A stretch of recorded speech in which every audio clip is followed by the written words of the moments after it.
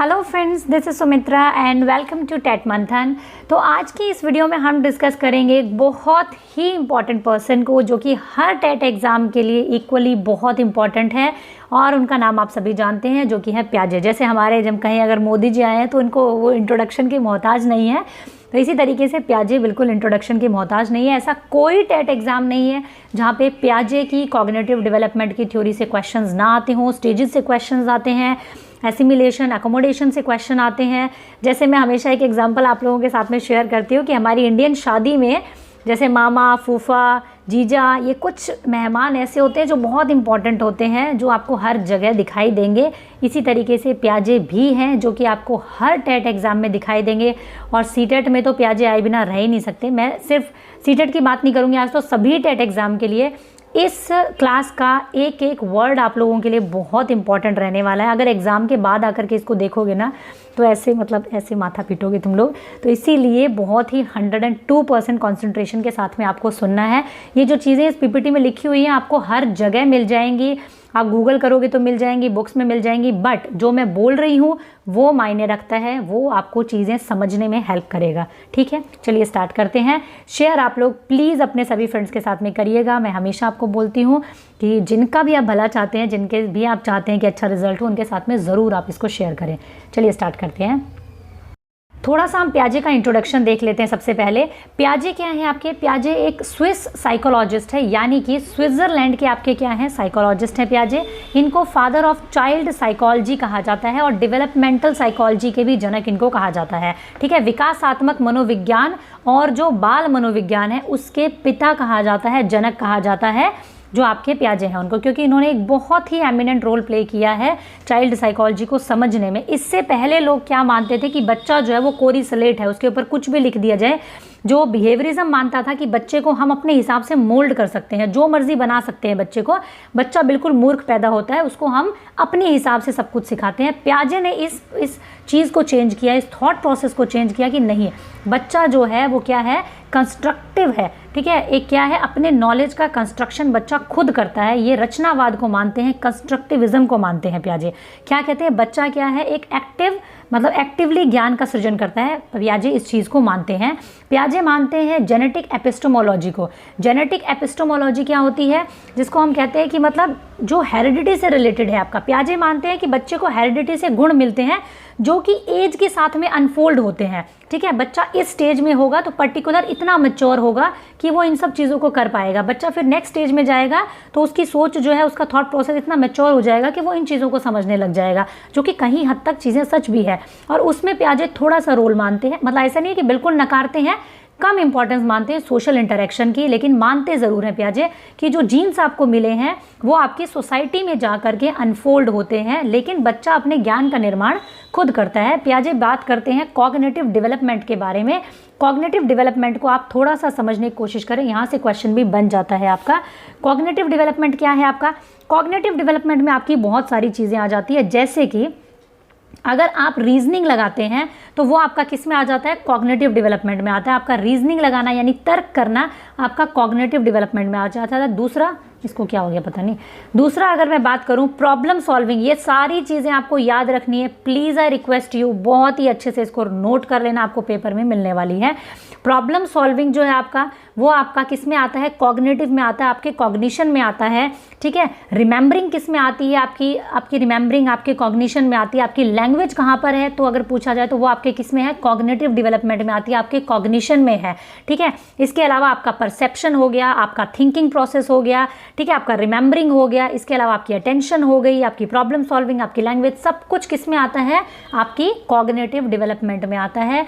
ये सारी चीज़ें आप कहाँ से करते हैं, दिमाग से करते हैं ना। भाषा हम कहीं भी पॉकेट में लेके नहीं घूमते हैं, कोई पॉलिथीन में लेके नहीं घूमते हैं। कहाँ होती है हमारी, हमारे दिमाग में होती है भाषा जो होती है वो। ठीक है, तो ये सारी चीज़ें किससे रिलेटेड होती है, कॉग्निटिव डेवलपमेंट से रिलेटेड होती हैं। सारी चीज़ें हमारे कॉग्निशन में आती है। और क्या कहते हैं प्याजे बच्चे के बारे में, प्याजे कहते हैं बच्चे के बारे में, प्याजे क्या कहते हैं कि बच्चा जो है वो क्या है, children are active builder of knowledge, यानी कि ज्ञान के सक्रिय निर्माता हैं बच्चे जो है। ठीक है, क्या याद रखना है आपको, एक्टिव बिल्डर है वो नॉलेज के। बच्चे क्या हैं आपके? एक्टिव बिल्डर हैं नॉलेज के, ठीक है, ये आपको याद रखना है। पियाजे कहते हैं children are active builder of knowledge. इसके अलावा पियाजे ने क्या कहा है बच्चों को? लिटिल साइंटिस्ट कहा है। अगर आपसे पूछ लिया जाए कि बच्चों को लिटिल साइंटिस्ट किसने कहा है, तो किसने कहा है? पियाजे ने कहा है। एक्टिव बिल्डर हैं, लिटिल साइंटिस्ट है। जहाँ पर भी बात की जाए कि बच्चे एक्टिविटी करके सीखते हैं, ये आपकी पेडागोजी में भी बहुत हेल्प करता है। बच्चे क्या है? एक्टिविटी करके सीखते हैं, बच्चे एक्सपेरिमेंट करके सीखते हैं, खुद से वर्ल्ड को एक्सप्लोर करके सीखते हैं। वो थॉट आपका किसको, मतलब किसके साथ जुड़ता है? तो आप हमेशा कहेंगे ये आपको कंस्ट्रक्टिविज्म थॉट की तरफ लेकर के जाता है, कंस्ट्रक्टिविज्म विचारधारा की तरफ लेकर के जाता है, जिसकी कि पियाजे पूरी समर्थन करते हैं। ठीक है, तो आपको ये सारी चीज़ें बच्चे के बारे में याद रखनी है। ठीक है, इसके अलावा अगर हम बात करें तो क्या होगा?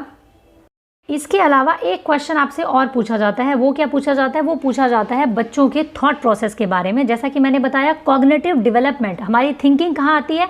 हमारे कॉग्निशन में आती है। पियाजे के ये क्वेश्चन पूछा जाता है कि बच्चे जो हैं, बच्चों के दिमाग में भी थॉट्स आते हैं, बड़ों के दिमाग में भी थॉट्स आते हैं। ठीक है, आप मान लीजिए 100 थॉट आपके दिमाग में आते हैं, तो पियाजे कहते हैं 100 थॉट ही बच्चे के दिमाग में आते हैं, 100 विचार ही बच्चे के दिमाग में आते हैं। लेकिन आपका जो अमाउंट होता है वो क्या होगा? सेम होगा। बच्चे के और आपके विचारों का अमाउंट क्या होगा? सेम होगा। अगर 100 विचार दिन में आपके दिमाग में आते हैं तो 100 विचार ही बच्चे के दिमाग में भी आते हैं, लेकिन काइंड चेंज होगा। ठीक है, काइंड चेंज होगा, यानी कि क्वांटिटी क्या होगी? सेम होगी आपके और बच्चे के विचारों की, लेकिन क्वालिटी जो होगी वो सेम नहीं होगी। मतलब क्या है? देखिए, आप अपनी ऑफिस की किसी टेंशन को लेकर के परेशान होंगे, कोई बोर्ड मीटिंग को लेकर के परेशान होंगे, कोई टीचर है तो स्कूल में कुछ असाइनमेंट या कुछ सबमिट करवाना है तो उसको लेकर के परेशान होंगे। उसको लेकर के आपके दिमाग में 100 थॉट्स आते हैं, बच्चे के दिमाग में भी 100 थॉट्स आते हैं। किस चीज़ को लेकर के? मेरा वो टॉय कहाँ खो गया, समझ में नहीं आ रहा, मेरा ये खिलौना टूट कैसे गया, अब इसको मैं ठीक कैसे करूँ। ये सारे थॉट्स बच्चे के दिमाग में भी आते हैं। तो पियाजे क्या कहते हैं? क्वेश्चन 1 नंबर का पूछा जाता है कि बड़े के दिमाग में और बच्चे के दिमाग में सेम थॉट आते हैं। अमाउंट वाइज क्या होता है? सेम रहता है, क्वांटिटी सेम रहती है थॉट्स की, बट काइंड बच्चे की थॉट का अलग रहता है, वो अलग प्रकार के थॉट आते हैं उसके दिमाग में, और आपके जो थॉट्स की क्वालिटी है वो अलग रहती है। तो क्वालिटी और काइंड में अलग होते हैं, अमाउंट में सेम रहते हैं आपके और बच्चे के थॉट्स। ये बात को याद रखना है आपको। ठीक है, 1 नंबर का क्वेश्चन यहाँ से आपका बन जाता है। ये कुछ बेसिक बातें थी जो पियाजे की थ्योरी के बारे में आपको पता होना बहुत ज़रूरी थी। अब हम बढ़ते हैं इस थ्योरी के आगे के कॉन्सेप्ट पे। ठीक है, चलिए। We first construct our image of the world and coming to know something. पहले हम अपने आसपास के संसार की छवि बनाते हैं। पियाजे क्या कहते हैं? बच्चा जब छोटा होता है तो वो सब कुछ देख रहा होता है। आप भी छोटे थे, आप भी सब कुछ देख रहे होते थे अपने आसपास में। अच्छा, ये रेड कलर का ऑब्जेक्ट है आपके सामने, आप अपने सामने देखते थे, अच्छा कुछ है तो सही है, अब है क्या आपको नहीं पता। आप अपने आसपास की चीज़ों को सुनते थे, देखते थे। फिर क्या होता है? धीरे धीरे स्टेजेस के थ्रू आप जाते हैं। We then go through stages of implementing the knowledge with what the world around us is telling. हम क्या करते हैं? जो हमारे आसपास में लोग उस चीज़ के बारे में बोल रहे होते हैं उसको हम अपने दिमाग में धारण करते हैं फिर चीज़ों को। जैसे कि आपने देखा है रेड कलर का ऑब्जेक्ट है आपके सामने, आप देख रहे हैं, बच्चे छोटे थे तब से है। अब आपने बोलते सुना मम्मी पापा को, ये रेड कलर का एप्पल है, ये रेड कलर का एप्पल है, रेड कलर की बॉल है, रेड कलर की बॉल है। तो आपने क्या किया? अब उस चीज़ को आपने अपने माइंड में स्कीमा बना लिया। अच्छा, ये रेड कलर का चीज़ जो मैं बचपन से देखते आ रहा हूँ, ये बॉल बोलते हैं इसको हम एप्पल बोलते हैं।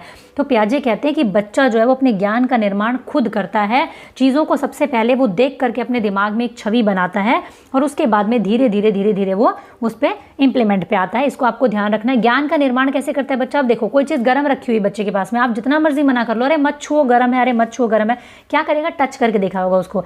ठीक है, देखेगा, हाथ जल जाएगा। जब उसको खुद से एक्सपेरिमेंट हो गया, उसके सेंसेस ने उसको बता दिया कि ये गर्म था भैया, नहीं छूना चाहिए था, अब अगली बार से आप उसको बोलोगे हाथ मत लगाना आयरन को, गर्म है, फट से हाथ हटा लेगा। क्यों? क्योंकि अब उसने खुद से ये चीज़ को सीख लिया है, इसीलिए बच्चे को बोला लिटिल साइंटिस्ट है। ठीक है, अब देखिए स्टेजेस देख लेते हैं फटाफट से। सबसे पहले आता है आपका सेंसरी मोटर स्टेज। इस वीडियो में हम स्टेजेस को डिस्कस करेंगे। नेक्स्ट वीडियो में हम आपका स्कीमा और एसिमिलेशन अकोमोडेशन को डिस्कस करेंगे, और उससे अगली वीडियो में पियाजे के रिलेटेड सारे क्वेश्चंस को डिस्कस करेंगे, वरना वीडियो बहुत ज़्यादा लंबा हो जाएगा। ठीक है, तो सबसे पहले सेंसरी मोटर स्टेज, जिसको कि इंद्रिय जनत गामक अवस्था बोलते हैं, और हिंदी में और 70 नाम है इसके, लेकिन कोशिश कीजिए इंग्लिश में याद रखने की। सेंसरी मोटर आपके सेंसेस से रिलेटेड है। 0 to 2 ईयर्स, यानी बर्थ टू 2 ईयर्स आपको जो है इसकी एज माननी है, याद रखनी है। During this stage child begin to develop. कौन कौन सी चीज़ें बच्चे के अंदर आ जाती हैं? सबसे पहले आपसे पूछा जाए बच्चा अपने सेंसेस के थ्रू अपने ज्ञान का निर्माण करता है, वो कौन सी स्टेज होती है? तो सेंसरी मोटर स्टेज होती है, इंद्रिय जनित कामक अवस्था होती है। बर्थ से लेकर के 2 ईयर्स तक इसका टाइम होता है। ठीक है। Children from understanding of the world by touching, ठीक है, टच करके, च्यू करके, सक करके, शेक करके और मैनिपुलेट करके, ऑब्जेक्ट्स को तोड़ फोड़ करके, उल्टा पुल्टा करके, देख करके, चीज़ें मुंह में डाल करके देखेगा, च्यू करके देखेगा, सक करके देखेगा, ऐसे ऐसे शेक करके देखेगा, टच करके देखेगा। इन सब चीज़ों से क्या करता है बच्चा? संसार के बारे में अपनी समझ बनाता है। ठीक है। कुछ ऐसे एक्शंस होते हैं रिफ्लेक्सिव एक्शंस होते हैं जो बच्चे के अंदर में हमेशा से उसका स्कीमा होता है कुछ एक्शंस का। जैसे कि अगर एक छोटा बच्चा पैदा होता है उसको सारी चीज़ें आपको सिखानी पड़ती है, लेकिन डे 1 से जब वो पैदा होता है उसके 1 घंटे बाद उसकी मदर को दिया जाता है फीड करने के लिए, और बच्चा क्या करता है? अपने आप से फीड करने लग जाता है। उसके अंदर सकिंग का स्कीमा बाय बर्थ होता है। उसको किसी ने नहीं सिखाया कि उसको किस तरीके से मतलब दूध पीना है, लेकिन बच्चे का ये स्कीमा उसके अंदर बाय बर्थ होता है। तो कुछ स्कीमा होते हैं बच्चे के अंदर जो बाय बर्थ होते हैं, जैसे कि पलकों का झपकना हो गया, रिफ्लेक्सिव एक्शंस बोलते हैं हम इनको। आप उसकी यहाँ पे फिंगर डालेंगे, वो क्या करेगा? ऐसे ऐसे करके सक करना स्टार्ट कर देगा। यहाँ पे मारेंगे, एकदम से ऐसे अलर्ट हो जाएगा। तो ये कुछ रिफ्लेक्सिव एक्शंस होते हैं जो बच्चे के अंदर में बर्थ से लेकर के 2 ईयर्स की इस सेंसरी मोटर स्टेज में आपको देखने के लिए मिलेंगे सबसे ज़्यादा। ऑब्जेक्ट परमानेंस, ये आती है आपकी सबसे ज़्यादा इंपॉर्टेंट चीज़ आपकी इसके बारे में, सेंसरी मोटर स्टेज के बारे में। ऑब्जेक्ट परमानेंस आ जाता है बच्चे के अंदर में। बच्चा जो 1.5 से 2 साल का होता है तो क्या होता है? बच्चे के अंदर में वस्तु स्थायित्व आ जाता है। इसको हम आगे पिक्चर के थ्रू और अच्छे से समझेंगे। गोल डायरेक्टेड बिहेवियर करता है बच्चा, डेफर्ड इमिटेशन करता है। ठीक है। इन सब चीज़ों को एक एक करके अभी समझेंगे। देखिए, ये होती है हमारी रिफ्लेक्सिव एक्शंस जो होते हैं। बच्चे को आपने देखा होगा, छोटे बच्चे के हाथ में इस तरीके से आप फिंगर रखोगे, फट से पकड़ लेगा। कोई भी चीज़ आप उसके पास लेके जाओगे ऐसे ऐसे उसको ग्रास्प कर लेगा। ग्रास्पिंग का स्कीमा होता है बचपन से उसके अंदर। अगर आप इस तरीके से मुंह के पास फिंगर लेकर जाओगे, उसके अंदर क्या है? सकिंग का स्कीमा है। तो वो उसको फट से सक करना स्टार्ट कर देगा, चूसना स्टार्ट कर देगा। उसके गाल पे ऐसे टच करोगे तो वो फट से वहाँ रिस्पॉन्स करेगा, उस तरफ पलट करके देखेगा। ये सब क्या होते हैं? आपके रिफ्लेक्सिव क्रियाएं होती हैं, रिफ्लेक्सिव एक्शंस होते हैं। अब ऑब्जेक्ट परमानेंस क्या चीज़ है? ऑब्जेक्ट परमानेंस का मतलब होता है बच्चे को अब पता है कि ये वस्तु जो है, ये ऑब्जेक्ट जो है, ये संसार में परमानेंट रहता है। अब एक छोटा बच्चा, जब मेरा बेटा 2 साल का था, तो ये फ़ोन अगर वो हाथ में उठा लेता था तो मैं उससे ले लेती थी और बोलती थी वो ले गया, वो चिड़िया ले गई। ठीक है। या फिर अरे ये तो खो गया, और उसको इस बात से संतुष्टि हो जाती थी कि ठीक है, मतलब सच में चिड़िया ले गई, मेरे सामने नहीं है, इसका मतलब out of sight out of mind हो जाता था बच्चे के लिए। बट ऑब्जेक्ट परमानेंस में out of sight out of mind नहीं होता है बच्चे के लिए। अब ये खिलौना जो है ये यहाँ छुपा दिया, लेकिन बच्चा क्या है, उसको पता है कि खिलौना यहाँ पे एग्जिस्ट करता है। अब उसके लिए ऑब्जेक्ट जो है ये परमानेंट हो चुका है। ऐसे ही हमने ये खेल आप सबने खेला होगा बच्चों के साथ में कि ऐसे छुप जाओ तो बच्चे को लगता है कि उसकी मदर चली गई है, और ऐसे वापस आ जाओ तो उसको बहुत खुश हो जाता है, हंसता है वो कि मेरी मदर वापस आ गई है। तो अब क्या है, ये चीज़ उसके अंदर में अब नहीं होगी। जैसे जैसे बड़ा होने लगेगा उसे पता चल जाएगा कि ऐसा कुछ नहीं है, ये सिर्फ एक खेल है। ठीक है। तो ऑब्जेक्ट का परमानेंट हो जाना, अगर आप छुपा भी दोगे तो उसको पता है कि वो ऑब्जेक्ट जो है वो एग्जिस्ट करता है। गोल डायरेक्टेड बिहेवियर क्या होता है? बच्चे के सामने कोई सामान रखा हुआ है, वो उसके लिए गोल है, उसकी तरफ वो भाग करके जाएगा। आप उसको 10 बार ले आओ फिर भी वो भाग करके जाएगा। इसलिए हमारे यहाँ पे बोलते हैं बच्चा जो होता है वो चींटी की जाति का होता है। जैसे चींटी, मतलब चींटी भी नहीं, एग्जैक्टली कुछ और बोलते हैं तो समझ में नहीं आएगा शायद कुछ लोगों को। ठीक है। तो बोलते हैं उस जाति का होता है। बच्चे को आप जितना मर्जी उधर से उठा करके लेके आओ, वापस वहीं जाएगा जिस चीज़ की तरफ उसको जाना है। डेफर्ड इमिटेशन क्या होता है? मतलब कि वो जिन चीज़ों को देखता है अपने आसपास होते हुए, कुछ टाइम बाद में उनको वो रिपीट करता है, इमिटेशन करता है। जैसे कि मम्मी को फ़ोन पे बात करते हुए देखा, मेरा बच्चा क्या करता है, वो अपने फादर को देखता है फ़ोन पे बात करते हुए। जैसे ये है, इसको फ़ोन पे बात करते हुए देखेंगे, इसके पापा कई बार ऐसे करके बात कर रहे होंगे या मैं कर रही होंगी, तो वो भी क्या करेगा, फ़ोन को हाथ में नहीं उठाएगा, ऐसे करके बात करेगा जब उसके हाथ में फ़ोन होएगा। दैट मीन क्या है, वो डेफर्ड इमिटेशन करता है, बाद में इमिटेट करता है। डॉक्टर के पास से आएगा, डॉक्टर ने जैसे चेकअप किया है वही अपने डॉक्टर सेट को लेकर के बैठेगा और वो अपने टेडी के साथ में उसी तरीके से उस चीज़ को दोहराएगा। दैट मीन्स डेफर्ड इमिटेशन बोलते हैं इसको। ये सारी चीज़ें कब आ जाती हैं? 0 से लेकर के 2 ईयर में, बर्थ से लेकर 2 ईयर में ये सारी चीज़ें बच्चे के अंदर में होती है, 2 साल तक के बच्चे में होती है। ठीक है। अब हम बढ़ते हैं आगे, प्री ऑपरेशनल स्टेज, यानी कि 2 से 7 साल के बच्चे में कौन कौन सी विशेषताएं होती है। इसको क्या बोलते हैं? प्री ऑपरेशनल, यानी कि ऑपरेशन से पहले की स्टेज है। पूर्व संक्रियात्मक अवस्था, यानी कि बच्चे के अंदर में वो कुछ जो थॉट आते हैं, एब्स्ट्रैक्ट थॉट आते हैं, उससे पहले की थॉट है, ऑपरेशन से पहले की थॉट। इस तरीके से याद रखना कि बच्चे के अंदर संक्रियाएं होने से पहले की ये जो अवस्था होती है उसको बोलते हैं प्री ऑपरेशनल। 2 to 7 ईयर्स कहा जाता है, पूर्व संक्रियात्मक अवस्था कहा जाता है। इस स्टेज में बच्चा क्या करता है, ट्रांसडक्टिव रीजनिंग आ जाती है बच्चे के अंदर। ट्रांसडक्टिव रीजनिंग क्या होती है, मतलब बच्चा लॉजिक तो देता है, वो अपने हिसाब से तो बड़ा मतलब ज्ञानी होकर लॉजिक देता है, लेकिन उसके पीछे कोई लॉजिक नहीं होता है। जैसे कि अब कल ही की बात है, मेरा बेटा क्या बोलता है, जैसे वो मून देख रहा था, अब मून के सामने जैसे थोड़ा स्काई आ गया है तो वो उसी टाइम रोना शुरू हो गया, मम्मा देखो गॉड ने मून को खराब कर दिया, देखो मम्मा स्काई ने ना मून को पूरा रब कर दिया, देखो पूरा मून का पेंटिंग खराब कर दिया स्काई ने। तो मतलब लॉजिक दे रहा है वो अपनी तरफ से, लेकिन उसका जो लॉजिक है वो बिल्कुल ही क्या होता है, इलॉजिकल वे में वो लॉजिक देता है। जैसे पेड़ हमारे साथ में चल रहे हैं, चंदा मामा हमारे साथ में चल रहा है, देखो मैं भाग रहा हूँ, चंदा मामा भी भाग रहा है, तो ये सब क्या है, ट्रांसडक्टिव रीजनिंग बोलते हैं हम इसको। एनिमिज्म क्या होता है, जीववाद होता है। ईगोसेंट्रिज्म, अहम केंद्रिता, इनको हम आगे पिक्चर्स के थ्रू बहुत अच्छे से समझेंगे। चलिए यहाँ क्या है आपका, ईगोसेंट्रिज्म आ जाता है बच्चे के अंदर। इस स्टेज के अंदर में क्या आ जाता है, ईगोसेंट्रिज्म, मतलब कि ये मैं हूँ और ये सारी दुनिया मेरे चारों तरफ ही घूमती है, जैसा मैं सोचता हूँ वैसा ही ये सारी दुनिया सोचती है, ऐसे थॉट रखना ईगोसेंट्रिज्म कहलाता है। ठीक है, अहम केंद्रिता कहते हैं। अब बच्चा है, बाहर से कोई पड़ोसी आया है, क्या कहेगा, पता है आपको अंकल वो राहुल ऐसा है, वो राहुल वैसा है, वो राहुल ऐसा है। और अब अंकल ने पूछ लिया राहुल कौन राहुल, कहीं देखो कैसा मूर्ख आदमी है, इसको ये नहीं पता राहुल मेरा बेस्ट फ्रेंड है। तो उसको ये लगता है कि मैं जिस राहुल के बारे में बता रहा हूँ अंकल को उसके बारे में पहले से पता है। ठीक है, मुझे बताने की ज़रूरत नहीं है कि मेरी क्लास में एक लड़का है राहुल है उसका नाम, नहीं, उसको क्या लगता है कि सब कुछ जो मैं जानता हूँ वो सारी दुनिया जानती है और जैसा मैं सोचता हूँ वैसा ही सारी दुनिया सोचती है। ईगोसेंट्रिज्म, इसमें शेयरिंग की थोड़ी सी जो आदत होती है बच्चे के अंदर वो थोड़ी सी कम होती है, बाकी आपके सिखाने पर है। ठीक है, जैसे मेरे बच्चों में बहुत अच्छी शेयरिंग की आदत है। फिर आता है इरिवर्सिबिलिटी। इरिवर्सिबिलिटी क्या होती है, अपलटावी का गुण। इसमें क्या होता है, बच्चे के अंदर में इरिवर्सिबिलिटी होती है, अविलोम्यता, अपलटावी का गुण होता है। मतलब क्या है, ये एक तरीके से लिमिटेशन है इस स्टेज की, बच्चा चीज़ों को पलट करके नहीं देख पाता है। ठीक है, बच्चे को आप स्कूल छोड़ करके आ जाओ, बच्चे को अगर स्कूल का रास्ता पता है तो वो क्या करेगा, स्कूल तक तो पहुंच जाएगा, लेकिन वापस अगर घर आना पड़ेगा तो उसको रास्ता नहीं पता। मेरा बेटा कई बार बोलता है, जबकि वो मतलब अभी 5 ईयर्स का होगा, वो कहेगा मम्मा मैं ना, मुझे स्कूल का पूरा रास्ता पता है लेकिन मुझे ना घर आने का नहीं पता। तो ये क्या होगा, अपलटावी का गुण है, मतलब इरिवर्सिबिलिटी है। बच्चे को ये तो पता है कि 3 + 2 5 होते हैं, बट अगर 5 - 3 पूछ लिया जाए तो उसको ये नहीं पता कि 5 - 3 करके भी 2 आ जाएगा। ठीक है, एनिमिज्म क्या होता है, यानी कि निर्जीव चीज़ों को भी सजीव समझना, इसको बोलते हैं जीववाद। हिंदी में क्या बोलते हैं, जीववाद।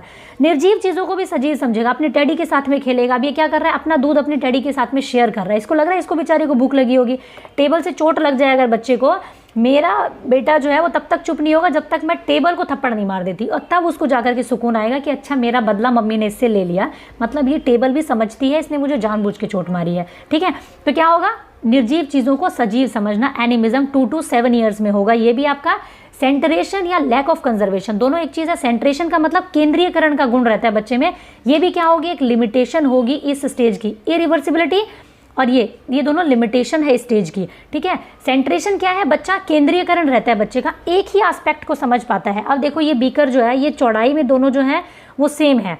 ठीक है, ये लंबाई में थोड़ा लंबा दिखेगा उसको, लेकिन ये तीनों बीकर आपस में सेम है, ये उस चीज़ को नहीं समझ पाएगा। अब क्या किया, इस वाले बीकर का पानी अगर हमने इसमें डाल दिया तो उसको इसमें ज़्यादा दिखेगा। क्यों, क्योंकि वो इसके चौड़ाई वाले एस्पेक्ट को नहीं देख रहा, सिर्फ लंबाई को देख पा रहा है कि ये लंबा है।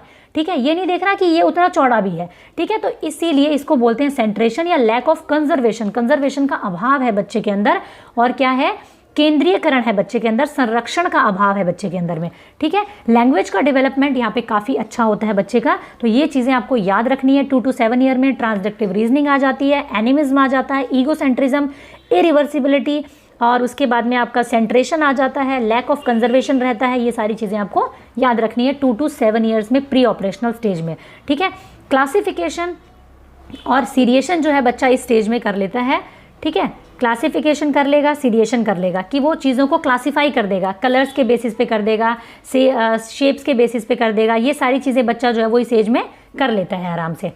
ठीक है, चलिए अब देखते हैं फटाफट से फॉर्मल ऑपरेशनल क्या होता है।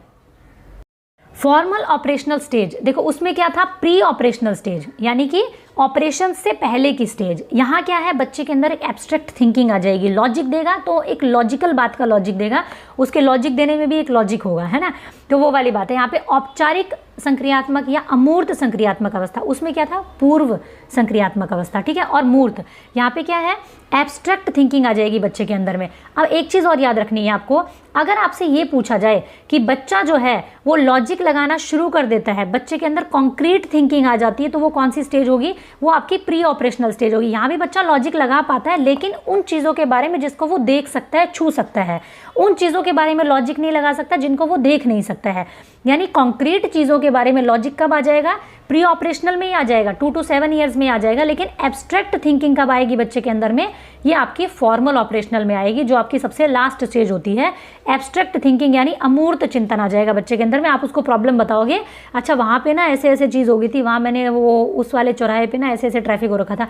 अब वो यहाँ बैठे बैठे बताते हैं, अच्छा वो क्या, जो यहाँ से गली जाती है फिर वहाँ हम जाके मुड़ते हैं, वो वहाँ पे जो पड़ता है वो वाला, मतलब एब्स्ट्रैक्ट थिंकिंग है उसके अंदर में। जो चीज़ें उसके सामने भी नहीं है ना, उसका प्रॉब्लम का सोल्यूशन भी वो निकाल पाएगा, ठीक है। डिडक्टिव रीजनिंग देने लगता है, जनरल चीज़ों से स्पेसिफिक की तरफ जाने लगता है बच्चा, दिशाओं में सोचने लगता है। एक प्रॉब्लम आप उसको बताओगे, उसके 10 सॉल्यूशन निकालने लगेगा कहीं ना कहीं वो, ठीक है। परिकल्पनात्मक चिंतन आ जाता है, यानी कि हाइपोथेटिको डिडक्टिव रीजनिंग आ जाती है, लॉजिक आ जाता है बच्चे के अंदर में। जैसे कि साइंटिस्ट लोग सोचते हैं, जैसे कि मौसम विभाग वाले बता देते हैं कि इस टाइम पे ऐसे होने वाला, इस टाइम पे ऐसे होने वाला है, ठीक है। तो वो क्या होती है, आपकी परिकल्पनात्मक चिंतन होती है, वो बच्चा इस बारे में सोच सकता है, ठीक है। तो ये आपका था प्याजे की स्टोरी, जो प्याजे की स्टेजेस थी सारी की सारी। आई होप कि आपको सारी चीज़ें समझ में आई होंगी। वीडियो को दोबारा देखना, नोट करना, अपने नोट्स बनाना, आपको अच्छे से समझ में आएगी। और ये बहुत ज़्यादा इंपॉर्टेंट है, इसलिए मैं आपको बार बार बोल रही हूँ। नेक्स्ट वीडियो में हम एसिमिलेशन अकोमोडेशन स्कीमा को बहुत अच्छे से समझेंगे रियल लाइफ एग्जांपल्स के साथ में, एंड उससे नेक्स्ट वीडियो में हम प्याजे से रिलेटेड सारे क्वेश्चंस को करेंगे, ठीक है। Thank you, keep learning, keep supporting and keep sharing. Assam TET वालों के लिए भी बहुत इंपॉर्टेंट है, अभी 30th को आपका एग्जाम आने वाला है, तो इसको ज़रूर देखना, ठीक है। और एक चीज़ और है, टेलीग्राम चैनल का लिंक आपको डिस्क्रिप्शन बॉक्स में मिल जाएगा, उसको प्लीज़ ज्वाइन कर लेना, पक्के से ज्वाइन कर लेना उसको, ठीक है, ताकि आपको वीडियोस की नोटिफिकेशन मिलती रहे और कोई इंपॉर्टेंट इन्फॉर्मेशन होती है तो भी मैं वहाँ पे डाल देती हूँ, ठीक है। चलिए, thank you, keep learning, keep supporting and keep sharing.